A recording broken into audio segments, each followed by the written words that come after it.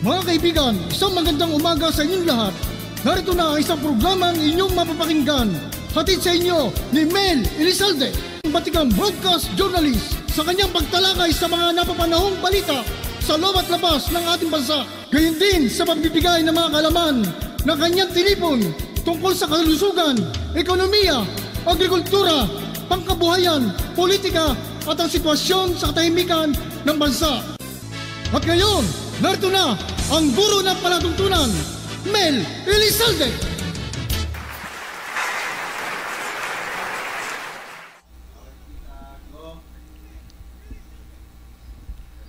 Magandang hapon po sa inyong lahat, mga minamahal naming taga-subaybay. Kumusta po kayo? At welcome po dito sa ating Kadiskarte. Ang inyong Kadiskarte, your host, Mel Elizalde po, mula dito sa Elizalde Broadcasting. At ngayon po, unang araw ng Marso. Well, babati muna tayo sa mga may kaarawan sa unang araw ng Marso, March 1, 2024. Happy birthday po sa inyong lahat. Thank you so much at kayo po ay nakapagdidiwang ng inyong kaarawan ngayon. Yung kaibigan natin si Tony Zamora, I think his birthday today. Now is his birthday. Happy birthday sa iyo, Tony. At siyempre, doon pa sa mga ibang nagdiriwang ng kanilang mga kaarawan. So ngayon po, araw na to, alam nyo, mahirap ang ating buhay, no? Medyo nahihirapan tayo financially, may mga problema tayo sa ating bansa, sa mga bilihin, etc. Kung kaya't kinakailangan po natin tayo dumiskarte. Talagang kailangan diskarte talaga ang gagawin natin para medyo magkaroon tayo ng mais yung konting hirap ng ating dinadanas, no? Kulang tayo sa oras, lahat na lang, kulang sa pera, kulang sa lahat, no? Pero kahit ano naman po ang pagkukulang na yan, kailangan magpapasalamat tayo sa Panginoon dahil another day ang araw na ito para sa ating lahat na nandirito pa sa daigdig, no? Maraming salamat po sa Panginoon at binigyan pa tayo ng another day. Ayun. So ngayon po, dahil nga sinabi natin, kailangan dumiskarte tayo. Kaya itong inyong kadiskarte, lahat na lang ng mga ways na tayo po, yung mga pamamaraan na makadiskarte tayo sa buhay natin, ay talagang nagbabasa tayo, nagre-research tayo. Kaya nga atin pong talagang ni-research at talagang binabasa ang isa sa mga aklat ng American writer na to at journalist, si Brian Tracy, na kung saan ang mga diskarte niya sa buhay ay talaga namang makapagbibigay po sa atin ng iba yung diskarte rin. Alam niyo po kasi hindi sapat ang talino natin sa tinatawag na formal education, no? Kahit na tayo graduado o whatever, kung kulang naman tayo sa diskarte, ibig sabihin yung mga ways natin sa yung mga pamamaraan natin sa buhay ay sigurado hindi ho tayo magiging masaya at tunay na matagumpay. Ngayon, kung tayo po ay punong-puno ng kadiskartehan, yun yung magandang kadiskarte, yung magandang diskarte, hindi ho yung diskarte sa kawalang niyaan, no? At yung ika nga ho yung panlalamang sa kapwa, walang kwentang diskarte yan. Maaari sigurong yung mga gumagawa niyan ay magkakaroon ng pera, pansamantala lang yan. Pero hindi ho pansamantagal, no? Sigurado maghihimas kayo ng rehas na bakal kapag nagkaganyan. Pero ngayon, balikan po natin ang sinasabi ho ni Brian Tracy sa kanyang Believe It to Achieve It. No, yan ho, tinalakay natin nung mga nakaraan yung kanyang mga diskarte, no? Yung mga diskarte niya, no? Ano yung mga diskarte na kailangan malaman natin? Number 1 na sinabi niya, identify your limiting beliefs. Yan. At yung pangalawa, isa-isa ho natin yan dahil pinaliwanag na natin yan in the past few discussions natin, no po? Replace your limiting beliefs. Ayan. At number 3, have a clear vision of your beliefs, di ba? And pagkatapos po, yung ikaapat, take action and persist. Sabi nga ho, yung develop ka ng mga vision, etc. Wala namang action, wala rin po yon, di ba? Kailangan may action. At syempre po, number 5, master your emotions. Ayan, number 1. Kasama na po ako doon Kasi alam nyo, yung mga taong medyo yung emotion niya hindi niya na ma-master, medyo hindi rin maganda yon, no? At syempre, number 6 is embrace continuous learning. At ngayon po, yung huli na, ito pinakamaganda, no? Build positive relationship. Yan ang pag-uusapan natin. Dahil ang inyong lingkod, ang inyong kadiskarte, ang dami talagang dumaan sa buhay ko na kinakailangan gawin ko yung magkaroon ako ng mga positive relationship sa mga kaibigan, mga katoto, no?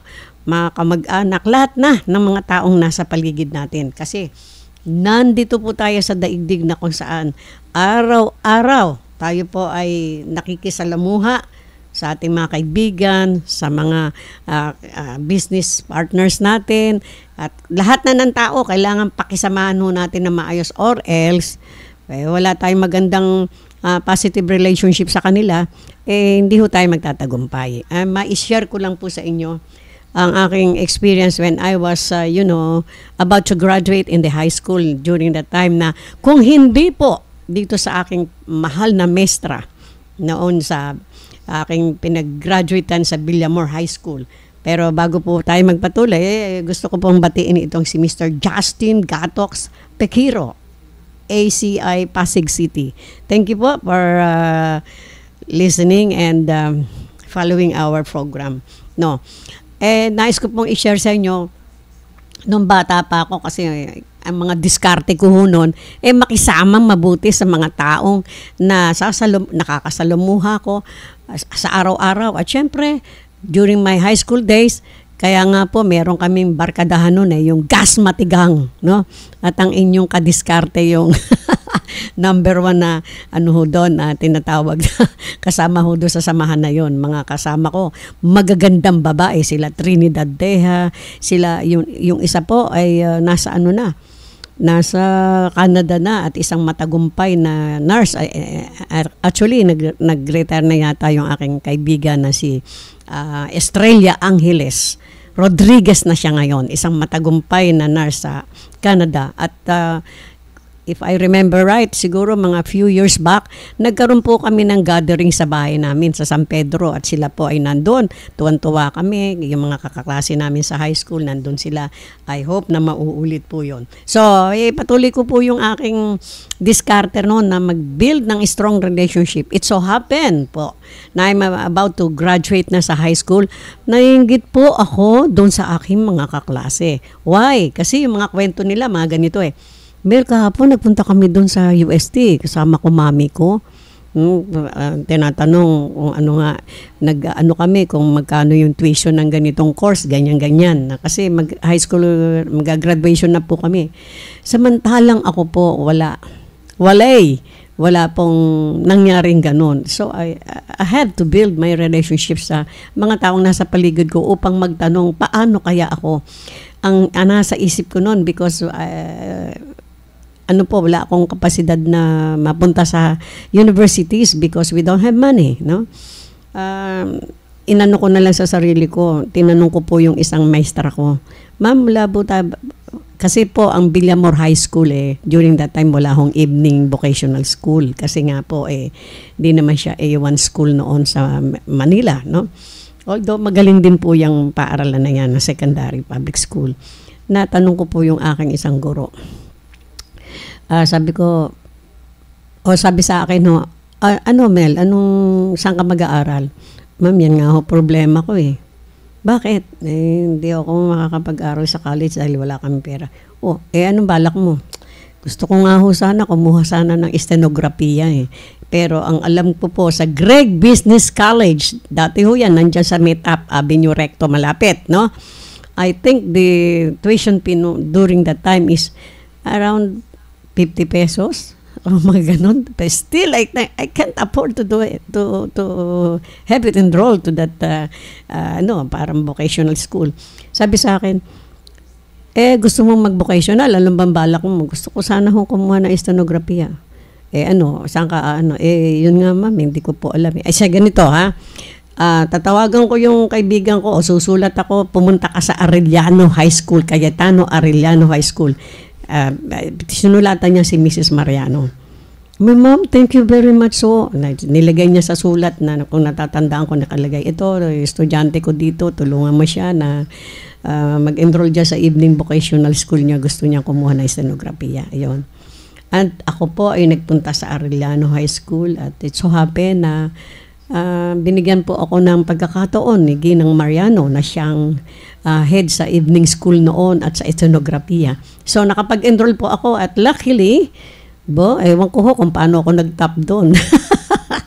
Yun siguro dahil sa meron akong ambisyon So nakapag-build ako ng strong relationship sa aking mentor doon at sa mga kaklase. At so yun, naging mabait din sa akin yung aking guro na si Mrs. Mariano. I think nasa Amerika yata si Ma'am. So tinanong niya ako, mag-graduate ka na? Gusto mo ba magtrabaho? Yes, ma'am, salamat po. O, sige, enroll kita, tutulungan kitang magtrabaho dyan sa City Government, Manila City Hall, no? Kasi during daytime, si Ma'am Mariano noon ay nagtatrabaho sa Division of City School Manila, which is on the 4th floor yata ng City Hall. Naku, tuwan-tuwa ako. Nagpunta po ako doon. Siyempre, anong tawag doon? Yung irregular employee, Casual, opo. Alam niyo po ba kung anong trabaho ko doon? Yung hindi nga clerk yung taga ng mga yung mga records niyan. Ina-alphabetize ko yata yung mga ganun. And yun, nakapag po ako doon, kahit papano kumikita. And dahil bata pa ang inyong lingkod, I was able to, build some relationship with those people. And nakilala ko po ang isang binata na kung saan ay nag-aaral siya sa,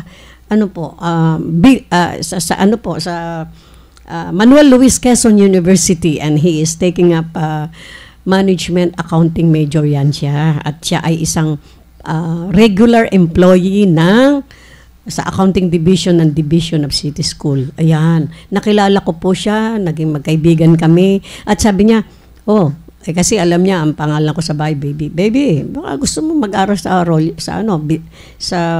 MLQU. Paano ako mag-aaral may bayad doon. Hindi, tulungan kita. Talaga, sabi ko, ayun, pinaalam niya po ako sa mother ko. During that time, dyan po kami nakatira sa may Kirikada, Santa Cruz, Manila. At nakapag-enroll po ako doon. Yun, first enrollment ko, wow! Ngayon lang ako nakatapak sa university. Tuwan-tuwa ako. At kumuha po ako ng pagkaguro nga ho, BSE. Yung first semester ko, ang tumulong sa akin, yung aking kaibigan from Angat, Bulacan. Si Gani. Hindi ko na ho sa'yo sabi apelido, baka magalit pa sa akin. Kanila kausap ko. Maraming salamat sa iyo. At doon po ako nagkaroon ng pagkakataon. At dahil itong si Mr. Gani, talagang gwapo na, medyo mukhang tao pa. Siyempre bata pa ho siya doon Dami palang girlfriend. At ang sabi nung kaibigan namin, ay Mel, hindi ka masusundo ni Gani kasi meron siyang pupuntahan doon sa meron siyang susunduin. Yun. That is, nag-end na yung aming pagkakaibigan. And nagkakamuto ako ng utak, ng ulo. Sabi ko, paano kaya ito? Per semester pa lang, wala na. Tapos na naputol na ang aming pagkakaibigan. And so, malungkot ako, matatapos na po yung per semester, magsa-second semester na. Papasko na yata yun. Sabi nung kaklase ko po sa English, miss, wala ka na bang boyfriend? Wala na Pwede ba pakilala ko sa yung pinsang ko? pinsan mo, mukhang tao ba yan? Nagbiro ako ng ganun. Oo naman, sabi niya, AB, Political Science. Wow, yun. Kinabukasan, dumating ho doon yung aking boyfriend, ay naging boyfriend na si Winfred Elizalde. And finally, ayun no, naging mister ko siya. Ang sabi niya sa akin, wow, okay ka sa alright education ha. Sabi niya, yung medyo nagkaintindihan kami. At ang sabi niya, sige ako magpapatuloy sa iyo ng pag-aaral mo. Noon during that time, yung bana ko is fourth year political science siya. And is about to take up LLB sa he took his LLB sa Far Eastern University. Pero natapos po niya yon nung naging 4 na po anak namin. But finally, true to his promise sa akin na ipagpapatuloy niya ako ng pagpapaaral sa akin, binuno ko po yung 3 taon at 1 semester at 1 summer. Dahil alam niyo po ba bakit nagkaganon? Kasi dalawa na yung anak ko nung pag-graduate ko ng college. Kapapanganak ko pa lang doon sa akin, poging anak na ikalawa. Lahat naman sila pogi. Yun ang nangyari. But then, ang sabi ko nga po, dahil sa nag-build ako ng strong relationship with those people around me, at pinatunayan ko rin sa kanila na hindi ito basta nangarap lang at kailangan maging likable din ako sa kanila at ipakita ko rin na hindi sila manghihinayang sa pagtulong sa akin. I do my best. Pinagsabay ko po maging nanay, maging estudyante, maging asawa. Ayan po, talaga, pinagmamalaki ko yan. Sobra pong hirap ang aking dinanasan, but then with the help of God and of course, sa sarili ko, hindi po ba? Dahil kung pinag-aral man ako ng husband ko at nawalan din ako ng gana, palagay ko hindi rin ako matatapos. Sabi ko nga sa husband ko, pangatlo ka lang dahil yung pera mong ginamit natin. Hindi naman ho sa walang utang na loob tayo. I owe him a lot. Opo. Kaya nga sinasabi ko po yung pag-build ng strong relationship sa mga taong around you, makatutulong po sa atin lang lahat yan. Dahil yan ho ang magbibigay ng, alam nyo, sabi nga, meron tayong salita na, no man is an island. Hindi po ba? Ano ibig sabihin? Kailangan ho natin yung mga taong nasa paligid natin. At syempre, mamili ka. Mamili ka. Paano mo i-cultivate ba ang mga relasyon mo sa mga taong sa inaakala mo ay makakatulong sa'yo? Hindi ho tayo nananamantala. But then, of course, alam natin, kailangan natin ng tulong ng bawat isang mamamayan o mga taong nakapaligid nga po sa atin, no? Ay, sabi nga ho, kung kinakailangan, surround yourself who believes in you. Ayan. And of course, seek inspiration, no? Inspiration and guidance for those successful people around you. And pakita mo din sa kanila na makapag-cultivate ka ng strong relationship with them at magandang pag-uugali ang ipakita nyo na nandyan yung pagpupunyagi at lahat. Para bumilib din naman sila sa iyo. Baka mamaya tulong ng tulong sa iyo, wala ka. Ano ka lang, balis-wals lang yung mga tinutulong sa iyo. Ibig sabihin, hindi mo pinapahalagan. Hindi maganda ho yun.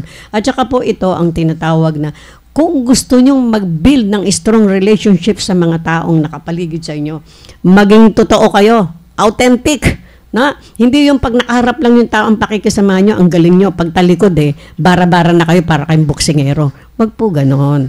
Dahil mabibisto rin ang tunay nyong ugali. No? Ganon talaga. Kaya ano ba ang sabi natin? Maging makatotohanan ka at ika nga yung totoo mong ugali ang i-display mo. Ha? Kasi kung magkakaroon ka ng maskara, hindi ko maganda yon dahil pag nabisto ka, sigurado aayawan ka. Kung katulad kong ugali ko, ako po, mapagmahal akong tao Pero pag nakita kong nagkamali, maraming tao sa mundo, yan ang katwiran ko Why should I follow you and befriend you again? Kung hindi naman mo sinuklian ang pagmamahal bilang kaibigan, ang pagmamahal ko sa iyo bilang kaibigan. Well, goodbye, di ba? And hi to other people. Ganun lang yun di ba? Huwag kayong malungkot kung merong dumaya sa buhay nyo. Ganyan talaga. people come and go. Di ba? Alam nyo, wala naman tayong tao maaangkin natin. Not even your husband, not even your children. Pagdating ng panahon, aalisusan nyo yan. Kaya prepare for all those circumstances. No? Kaya kailangan, tandaan nyo pinanganak tayo sa mundo, walang kasama. Kung meron man kayong kakambal, one at a time din ang labas nyo sa womb ng inyong mami. Hindi kayo sabay. Dahil kung hindi, mawawala kayo. Joke lang yun. Ganun ho, di ba? Kaya matuto tayong we stand on our own till death. Para wag ho tayong maging perways. Ano yung perways? Perwisyo sa ating kapwa. Bano yung mga kapwa natin, yung mga anak natin, yung asawa natin. Hindi ho mga asawa, no? Single yun. Ganon. Kasi ho, kung meron tayong strong relationship sa ating kapwa, hindi ho tayo matatakot mag-isa sapagkat marunong tayong makisama. No? At pag marunong kang makisama, that's a time na you will feel that you are not alone. Di po ba? Kasi pag masama ugali mo, plastic ka, tarantado ka maghapon, talagang you will feel alone. Ganun po yun, di ba? Pero sandali ho, Grace Ann Villato, Sales Manager at Label Homes Realty Corporation, Sales Manager at Legrand Homes Realty Development Corporation, and works at Office Admin of ESU Properties. Yan. Studied at STI, no? Yan si Miss Grace Villato. Thank you very much for watching. At alam nyo, nagkapalad tayo na makasama natin tong magandang dalaga na to na hindi lang maganda ang ugali, kundi inside out. Talagang maganda ugali.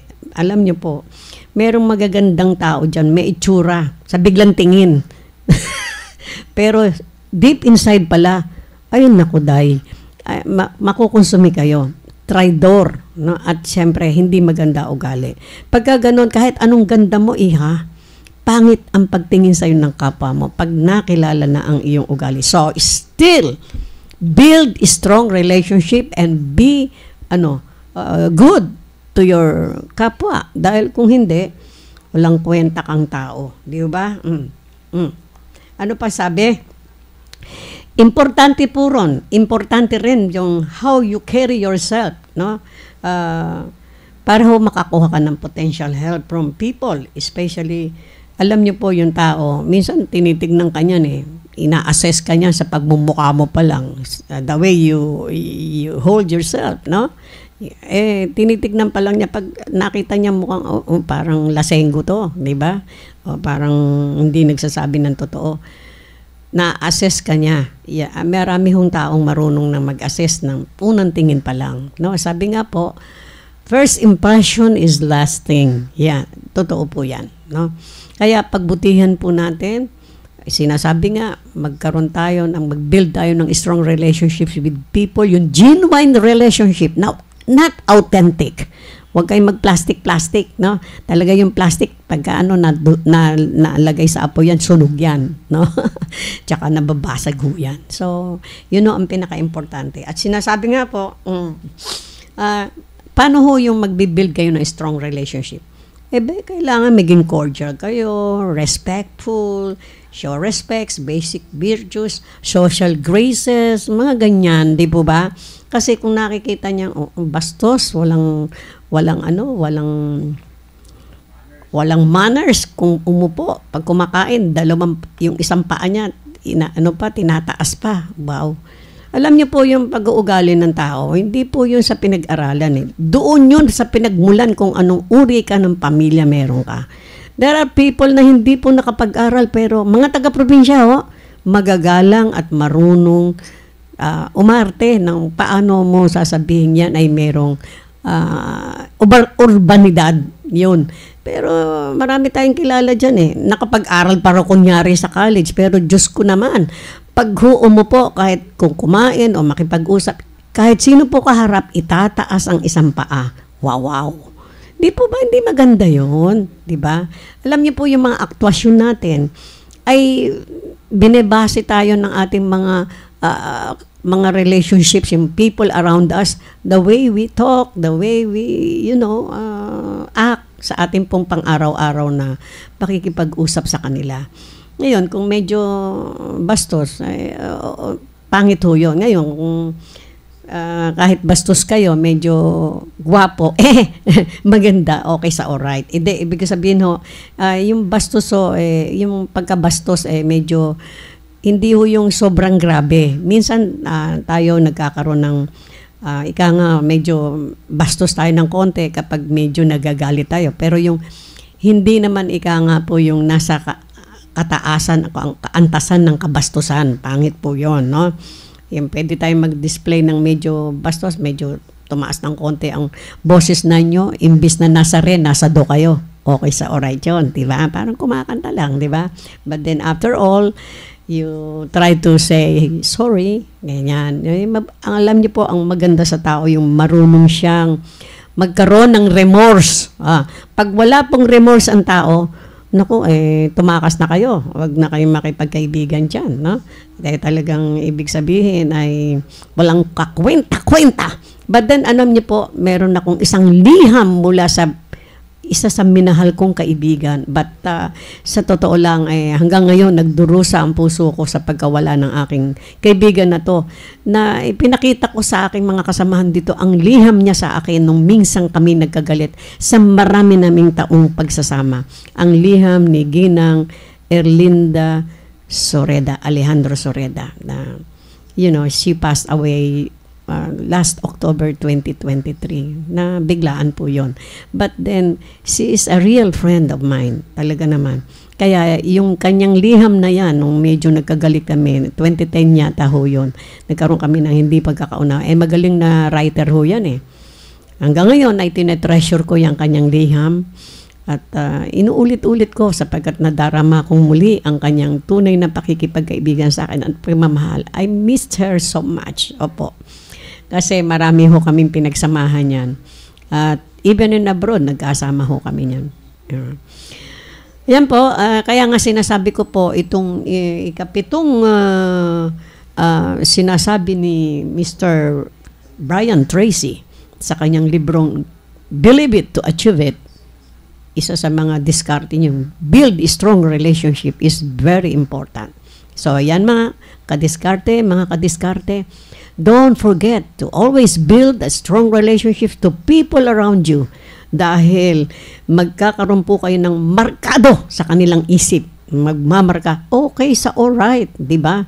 Si Mr. Chot Velasquez, okay sa alright, nakasama yan, no?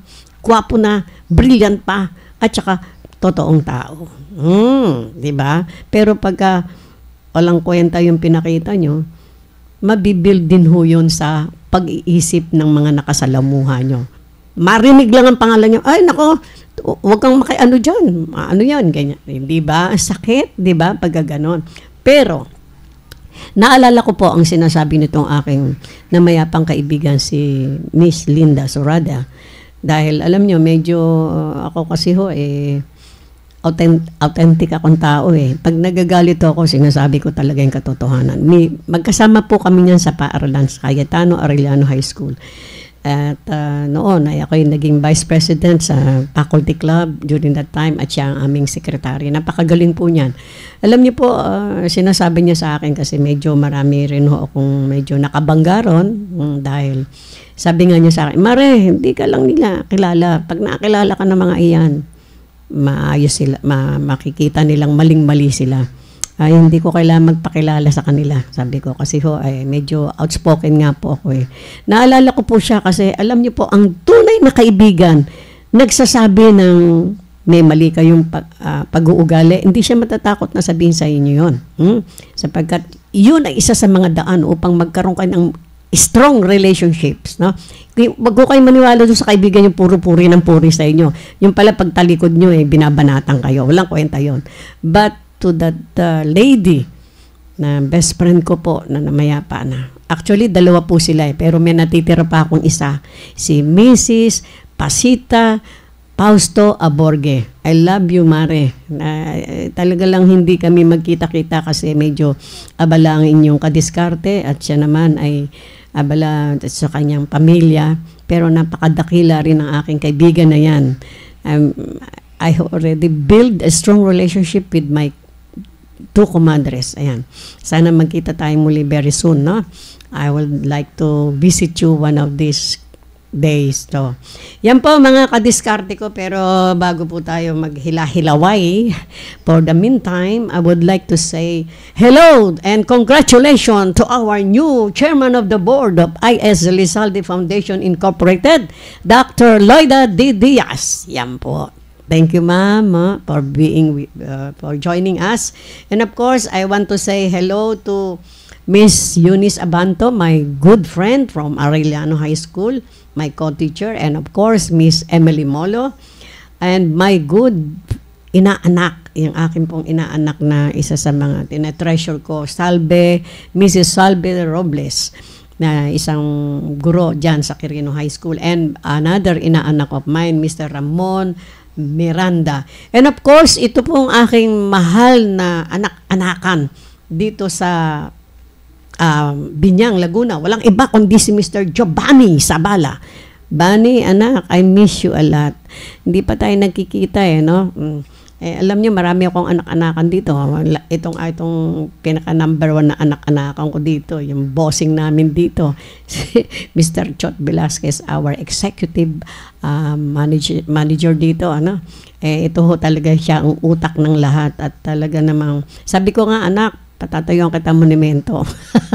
Kaya lang ngayon, hindi pa matutupad dahil mahal ang semento. So, and of course, I want to say hello to Mrs. Antonieta Dison Tapang. Ma'am, sorry po, hindi ako nakaka-text sa inyo. But then, sana wag hong sumama ang loob nyo. I've done my best para maiparating po ang inyong mga karaingan. At wala po akong nakitang kamalian ni ating kaibigang si Architect Mike Guevara. Actually, hanggang ngayon po, kinukontak ko siya na kinakabahan ako, parang hindi ho siya nakakasagot. I don't know if he's just busy or what. Kaya, one of these days po, bibisitahin ko siya dyan sa kanilang bahay. No? Of course, I want to say hello to my dear comadre, Merlin Anyunuevo, and Mr. Ray Buendia, the chairman of the Divine Wealth, and Mr. Ray Pabilona, our CPA, and of course our good friend Mr. Rudy Santo Domingo, CPA also, and licensed broker. Yan po. Of course, I want to say hello to Mr. Chody Villato. Hello, Chody. Thank you so much sa mga tulong mo. At don't worry, on Saturday, I'll bring over all yung mga pangako ko sa inyo kasi tagal na no? Alam mo naman, maraming problema. But this coming, tomorrow pala yun. Tomorrow, yes, I will bring all those sacks of, sacks. Alam mo na yan, di ba? So, until then, mga minamahal nating kadiskarte, don't forget to follow us, share us, and of course, subscribe us sa ating pong YouTube channel, sa ating Facebook channel, and of course, bago po mawala sa isip ko, si Mr. Ray Navarez, ang isa sa mga pinagkakautangan ko ng loob. Yan, alam niyo po, hindi ko maitatayo itong ating yung ating broadcasting kung hindi kay Mr. Ray Navarez. Siya po ang nagsabi sa akin. And of course, Mr. Ray Florandina. Ayan. Thank you very much sa inyo. And ayan nga po. And I always say, I love you all. Bye-bye.